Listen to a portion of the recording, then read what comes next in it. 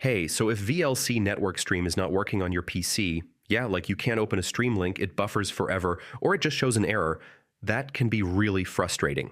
In this full guide, I'll show you how to fix it step by step. First, make sure your internet is working properly. I mean, weak or unstable connections can stop streams from loading.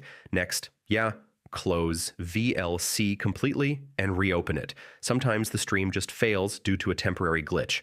Now, double check the stream link. I mean, if the URL is broken or expired, VLC won't be able to load it.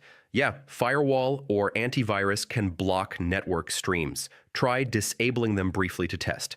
Now, increase the network caching value in VLC settings. I mean, this helps stabilize buffering issues. Yeah, some streams need specific protocols enabled. Make sure HTTP or RTSP settings are allowed in VLC. Now, try switching the stream type. I mean, sometimes HTTP works better than RTSP or vice versa.